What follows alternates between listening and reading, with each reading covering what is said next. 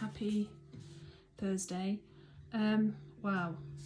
I've not posted a video in a while because I've just been busy trying to organise things and making candles and just doing things that I don't necessarily enjoy. I like making candles, obviously, but just other kind of more practical things. And then I've not been sleeping as well, which always really affects me. So last night, I started to just do a bit of journaling because I've been working with a woman who's a medium, which always makes me laugh because I want to say no, she's a small. Anyway. And we've been doing meditations to connect with more spirit guides because I work with different guides. I work with one to help me when I do Reiki, and I've spoken about spirit guides on YouTube. And and one of them, it's a new guide to help me develop these skills, which might sound a bit strange to some people, but it doesn't to me. So I was journaling and kind of tuning in and thinking, okay, what can I do to help? Because I feel really exhausted and just tired and my back was hurting, etc. So I started to burn some sage, and then I just started to write things, and I felt really drawn to look at these cards, these Earth Warrior cards, because I've posted one of these before. They're such beautiful images and they've got really deep meanings. So I've finally got off my laptop after messing around for what feels like about 5 hours. It probably has been about 5 hours trying to just deal with very boring practical SEO type things that help people find your website. Anyway, I thought I'll come downstairs, I'll listen to some music and I'll burn some incense. And I love to watch incense burn. I think it's really tranquil. So the card that I'm going to read you is this one's Blessings of Kuma. It's probably going to be quite a long video, is this? Because the messages are really quite deep. So I'll just put the card there and I'll start reading the message. So these cards, they're a mixture of kind of African princesses, African goddesses, Aborigine, Native American or Indigenous First Nation, also, I think some of them are from Peru as well, and Mexico.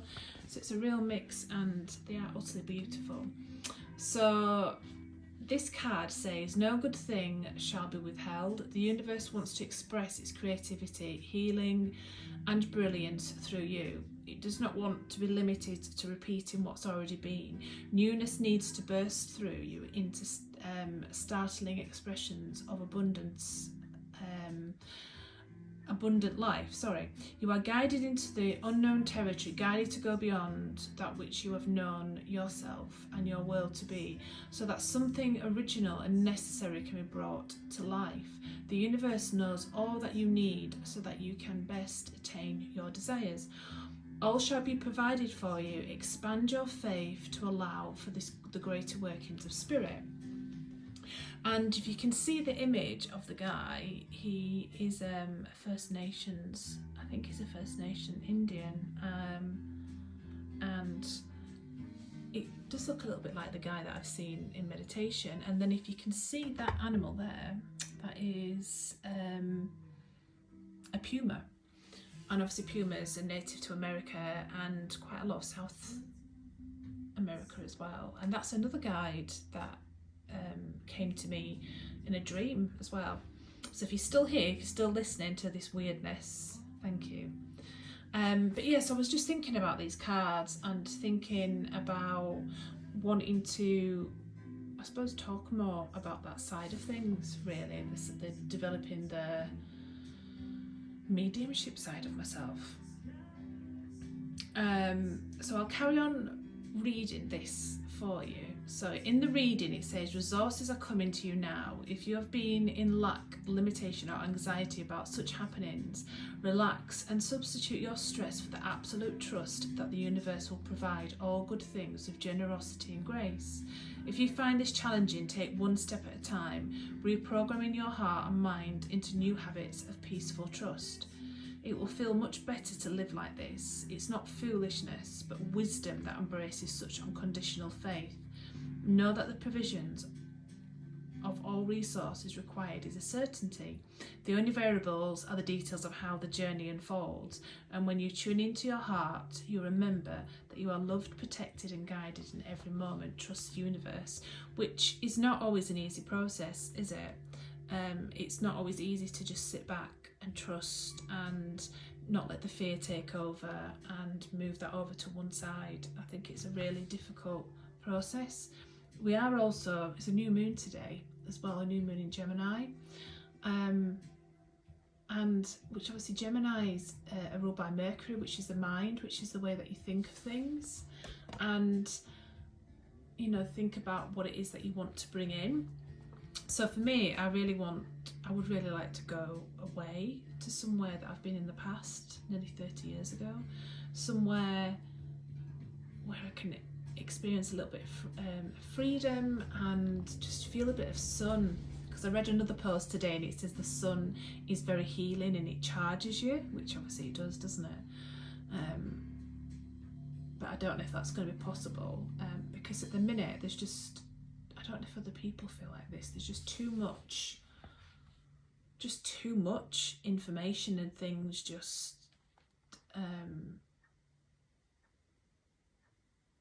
out there really on all the different social media platforms that you can get a bit bogged down.